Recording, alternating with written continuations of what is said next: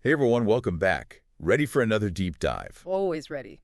Today, we're looking at how warfare has actually changed compared to what everyone was predicting, say, 10 years ago. Right. We've got all these reports, all this analysis from Ukraine, the Middle East, Yeah.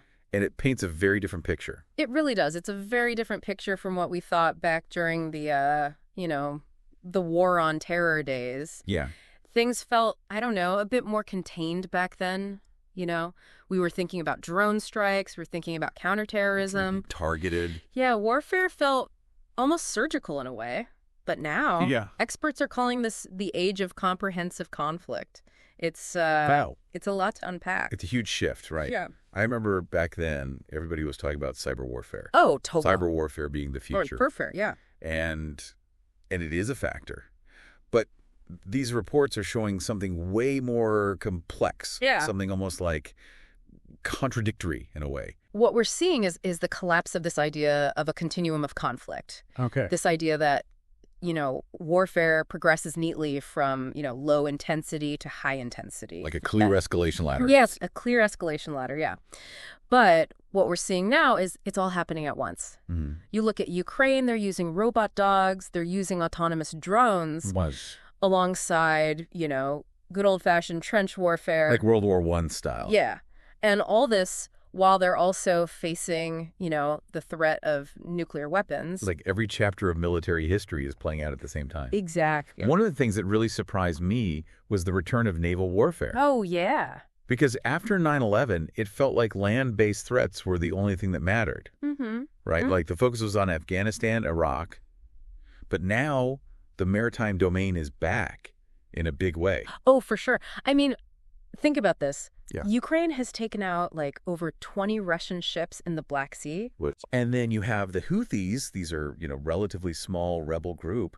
They've basically shut down the Red Sea. Really? To commercial shipping with their attacks. Wow. And that has huge ripple effects across the globe. So it's global economic, global trade, and global strategic implications. Absolutely. It really makes you wonder, the U.S. Navy, they always talk about freedom of navigation, but can they really guarantee that in these kind of volatile waters? Yeah, it's a really good question. Makes you think, are the lessons from old naval battles, are they relevant again? Totally, yeah. Yeah. And, it all ties back to this constant technological arms race. Uh-huh. Every time some game-changing weapon system comes out, somebody figures out a countermeasure. Right. And then it's obsolete or at least less effective. So it's anything you can do, I can do better. Exactly. But with much higher stakes. Much higher stakes, Yeah. yeah. I mean, this idea that you could just keep investing in wonder weapons and that'll solve everything, that's gone. Oh, yeah. That's a fantasy. Look at Ukraine. They had these precision-guided munitions. Everybody was saying game changer, game changer. Right, right. And then, boom, Russia starts using electronic warfare, jamming. And suddenly, they're not as effective. It's this constant back and forth. So how do you even plan for that? If you're a, strategist, a policymaker? It's tough. Seems like betting on one technology is a really bad idea. Oh, yeah. Huge risk. It means you've got to be adaptable, Okay. You've got to be able to reassess those threats all the time. Constantly reevaluating. Yeah, and invest in lots of different capabilities. Yeah. And then, of course, there's the question of who are we even preparing to fight? Right. Because it's not just other countries anymore. It's not that simple. It used to be country versus country. Right. Now it's state versus non-state. Yeah, it's this weird mix. Yeah. You've got state militaries working alongside private military companies, international volunteers, even convicts. Wow. It's crazy. That's like a whole different cast of characters. It is. And it's changing the whole demography of war. You've got these international volunteers going to Ukraine. Kind of reminds me of the Spanish Civil War. Yeah, a little bit, yeah. And then you've got these non-state actors launching these really sophisticated attacks. It's a totally different ballgame. It really changes how we think about warfare. How do you even deter a non-state actor? How do you build partnerships in this environment? Right. It's not just training armies to fight insurgents anymore. No. It's a much broader spectrum of threats. Totally. And the U.S. has had to adapt really quickly to all of this. So how are they doing that? Especially with this whole idea of building partner forces. It's not like the playbook from Afghanistan and Iraq is going to work anymore. Right? No, not at all. And you know what? The Pentagon's been pretty quick on its feet. Look at what they've done with Ukraine. It's been like a masterclass in rapid capability development. So it's like they're learning as they go, which is pretty impressive. They've had to. Yeah, given the stakes. Absolutely. And they've had some pretty amazing successes, too. Like what? Well, they're able to get aid to Ukraine, like, within days, and they're using AI to help the Ukrainians analyze the battlefield, like, in real time. Whoa. So they can see everything that's happening. Pretty much. It's like having this, strategic cheat code. Wow. But, this rapid response, it raises some tough questions, too. Yeah, like what? Well, how do you balance helping your partners with maintaining your own readiness? Right. And how do you make sure things don't escalate when you're giving out all this, lethal aid? Yeah, those are tough questions. Definitely. And then, of course, there's deterrence. It's back. Deterrence. It feels like that was almost forgotten during the War on Terror. Oh, yeah. It took a backseat for a while, but now it's front and center again. And it's not just about preventing nuclear war anymore. It's about deterring all kinds of threats. Conventional attacks, cyber attacks, even like gray zone aggression. So for those of us who aren't like experts in deterrence theory, Sure. Can you break it down? Like, what does it actually mean today? Well, at its core, deterrence is about convincing your opponent that, doing something is going to cost them more than it's worth. Okay. It's about making them think twice. And ultimately, choose not to do whatever it is they were thinking about. So make them hesitate. Yeah, exactly. And there are a couple of ways to do this. Okay. Deterrence by denial, deterrence by punishment. Okay. I'm interested. Give me some examples. Okay, so deterrence by denial, think of Israel's Iron Dome. Uh-huh. It hasn't stopped all the rocket attacks, right? Right. But it has made them a lot less effective. And that makes future attacks less likely. So even if the enemy does strike, they pay a price. Exactly. And then for deterrence by punishment, well, look at Russia and Ukraine. The U.S. basically told Russia, don't even think about using nukes. Through warnings, diplomacy, the threat of retaliation. And it worked. So it's about drawing those red lines. Yes. And making sure they know what will happen if they cross them. Exactly. But that takes a lot of credibility. Oh, for sure. You can't just talk the talk. You've got to be willing to walk the walk. Absolutely. Empty threats don't deter anyone. Right. And in this age of comprehensive conflict, where one wrong move could set everything off. Yeah. Clear and effective signaling, it's absolutely vital. What's interesting is how these reports show that even small actions can send big signals. Oh, yeah. Like the U.S. postponed a missile test to avoid, provoking Russia during a really tense time. Right. It shows how everything's connected now. Totally. Everything you do, it gets analyzed, it gets interpreted. It's like you're playing poker with, the highest stakes imaginable. Yeah. And every little tell could give you away. You got to have a good poker face. Exactly. And you've got to have more than just a strong military. You have to understand your opponent's psychology. You have to communicate your intentions really clearly, both to your allies and your enemies. That's like mastering the art of, strategic communication. It is. It is. And one of the key parts of that strategy is building and maintaining strong alliances. Strength in numbers, right? Exactly. It's like building a network of, like-minded countries. That's a great way to put it. The U.S. is really focused on this in the Indo-Pacific, to try and counter China's growing influence. And the idea there is what they call deterrence by resilience. Deterrence by resilience. Yeah, basically making it as hard as possible for China to knock out American forces. How do they do that? They're spreading their forces out across multiple bases. So it's like a decentralized network. Exactly. Harder to disrupt. Exactly. So even if China takes out one base, the U.S. can still operate from others. And this distributed approach, it makes it easier to involve allies, right? Oh, absolutely. They can operate from bases closer to potential hotspots. Spawn faster. Yeah. Present a more unified front. Show that you're all together. Exactly. And that's where alliances become really important, right? Absolutely. So the U.S. is working with countries like Japan, Australia, Philippines to develop these interoperable systems. So they can all work together smoothly. Exactly. Share intelligence, conduct joint exercises. So it's not just about having the most weapons, it's about having partners that can work together. Exactly. Exactly. And this network, it goes beyond just the military, right? It's diplomatic, economic, technological. Oh, yeah. It's a global game of influence. Yeah, it's like a multi-dimensional chess match. That's a great way to put it. But, it's not just governments and militaries involved anymore. Right, we talked about that earlier. The whole demography of war is changing. Exactly. Non-state actors, technology. And that's where things get really interesting. Oh, yeah. It's where the old rules really start to break down. That's where we'll pick up after the break. Looking forward to it. We were talking about how non-state actors and all this crazy new tech are like changing the whole game. Yeah, it's like they're throwing a wrench in the works, right? Yeah, totally. One of the most interesting things that came out of these reports is this idea that uncertainty can actually be like a strategic advantage. Really?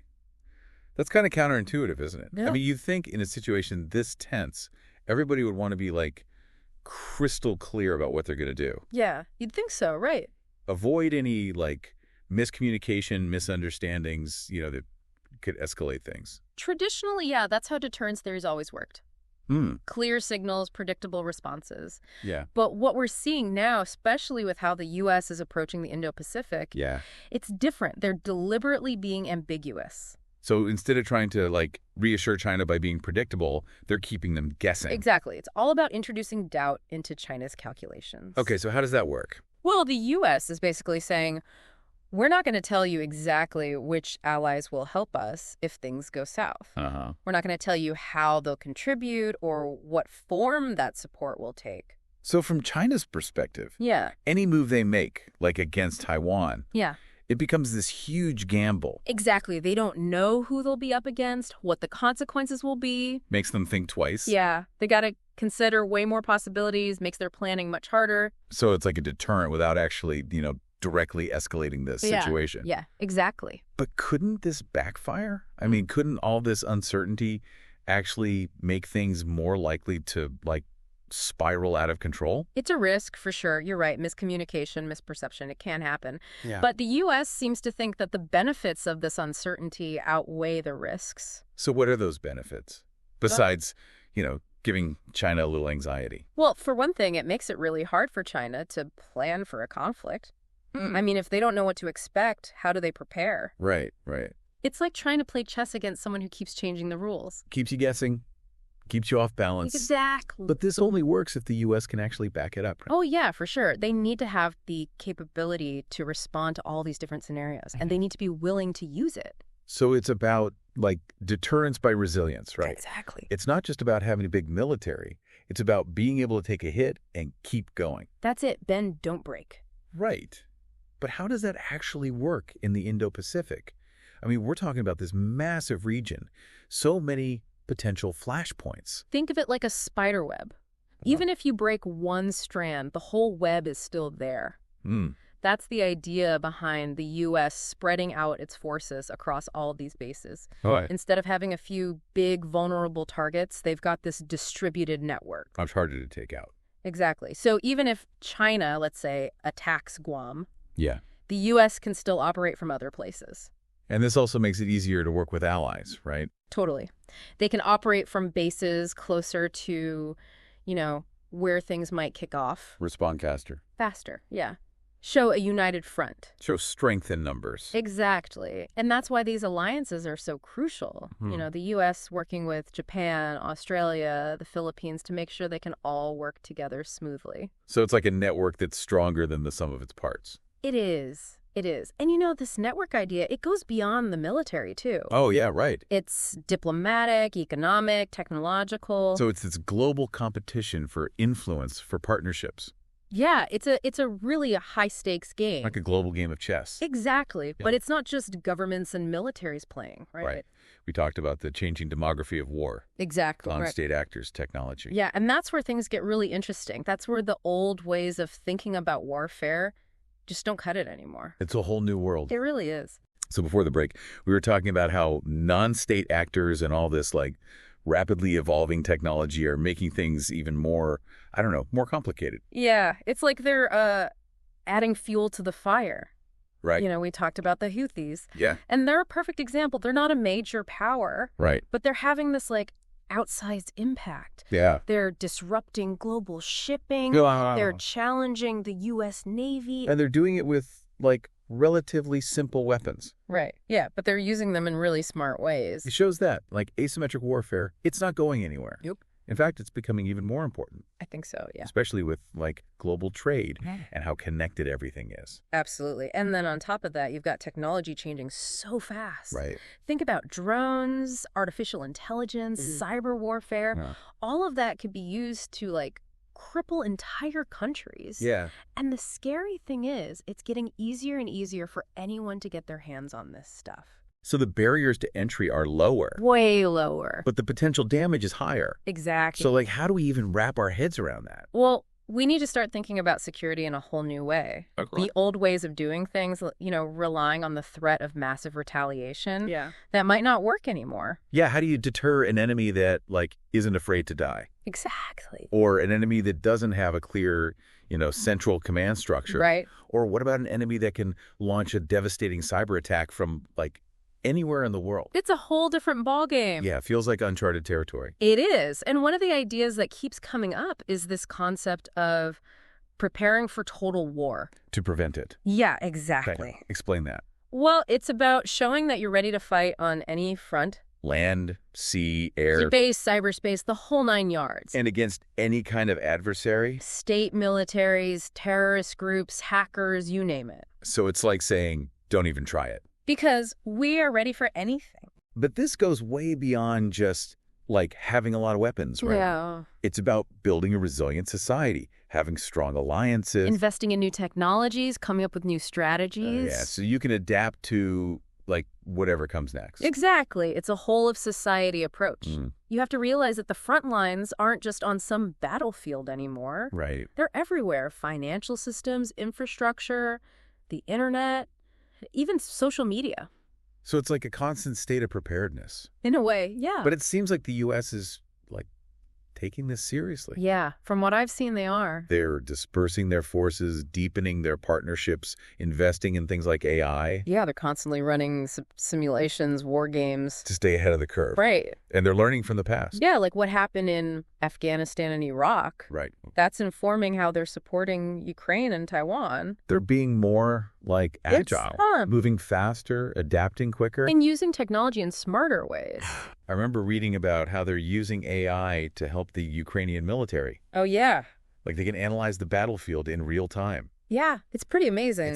It's like something out of a movie. It's the future of warfare right there. Algorithms telling you where to move your troops, what to do It's next. powerful stuff. But at the end of the day, it's still people making the decisions. Yeah, the human element is still key. Technology can help, but it's humans weighing the risks. And wrestling with the ethical dilemmas. Because a single mistake in this kind of environment, it could have global consequences. Absolutely. The stakes are incredibly high. So as we wrap up this deep dive, what are the big takeaways? Well, I think the most important thing to remember is that the future of warfare is uncertain. The old rules don't apply anymore, and things are changing all the time. So you have to be adaptable. Yes. You have to be innovative. And you have to be willing to question everything you think you know. It's not about being afraid of the uncertainty. It's about using it to your advantage. Right. It's about building resilience, not just in the military, but in society as a whole. And realizing that security is everyone's responsibility. Exactly. It's not just up to the government or the military. It's up to all of us. Well, that's a pretty powerful message to end on. Thanks for joining us for another deep dive. My pleasure. We've covered a lot of ground, but there's always more to explore. Until next time, keep asking questions, keep learning, and keep diving deep.